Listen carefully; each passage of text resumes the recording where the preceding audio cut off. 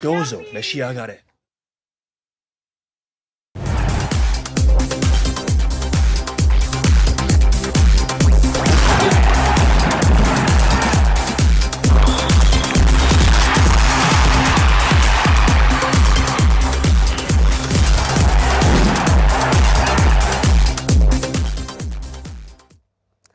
አሁን ደግሞ በዜና መጽሔታችን ሰዓቱ ስፖርታዊ ጉዳዮችን የምንመለከትበት ነው። ስፖርታዊ ጉዳዮችን ለርሰን ደግሞ አማኑኤል ጸጋይ ስቱዲዮ ይገኛል። እንዴት አልክ አማኑኤል? እንደምን ዋልሽ ቤት? ሰላም ነኝ። ሰዓቱን ላንተ ለቅቄያለሁ። አመሰግናለሁ። እንደምን ዋላችሁ ተመልካቾች፣ የዕለተ እሁድ ስፖርታዊ ዜናዎችን ወደ እናንተ አደርሳለሁ። የኢትዮጵያ ሴቶች ከ17 ዓመት በታች ብሔራዊ ቡድን በዓለም ዋንጫ ማጣሪያ የመጀመሪያ ዙር ጨዋታ ተሸነፈ። ትላንት ከዛምቢያ አቻው ጋር ከሜዳ ውጭ የተጫወተው ብሔራዊ ቡድኑ በ2-1 ውጤት ተረቷል።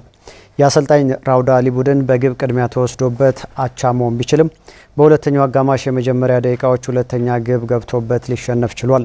በሞሮኮ አዘጋጅነት በሚካሄደው የ2026 የዓለም ዋንጫ ተሳታፊ ለመሆን በሚደረገው በዚህ የሶስተኛ ዙር ማጣሪያ ጨዋታ ብሔራዊ ቡድኑ ውጤቱን ቀልብሶ ለማለፍ የመልስ ጨዋታውን ከቀናት በኋላ ያከናውናል። ጨዋታውም ሐምሌ 5 በአበበ ቢቂላ ስታዲየም የሚደረግ ይሆናል።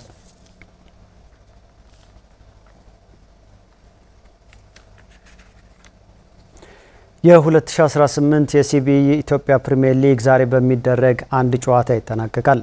አዲሱ የሊጉ ሻምፒዮን ሲዳማ ቡና ከኢትዮ ኤሌክትሪክ ጋር 10 ሰዓት የሚገናኙበት የዓመቱ መርሃ ግብር ማገባደጃ ጨዋታው ሆኗል።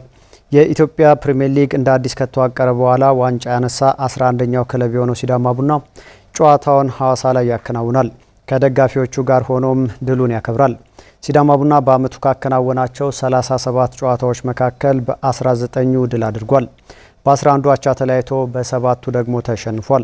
ዛሬ 10 ሰዓት ላይ 6ኛ ደረጃ ላይ ከተቀመጠው ኢትዮ ኤሌክትሪክ ጋርም የመጨረሻ ጨዋታውን ያከናውናል። ኢትዮ ኤሌክትሪክ ደረጃውን ከ6ኛ ወደ 4ኛ ከፍ ለማድረግ እድሉን ለመሞከር ከሻምፒዮኑ ጋር ይፋለማል። የሊጉን የከፍተኛ ግብ አስቆጣሪዎች ደረጃ ሁለት ተጫዋቾች በእኩል 15 ግቦች ይመሩታል። ከነዚህም መካከል አንዱ የሆነው አቤል ያለው በዛሬው ጨዋታ 2 ግቦችን ካስቆጠረ በብቸኝነት የሊጉ ከፍተኛ ግብ አስቆጣሪ ሆኖ ያጠናቅቃል።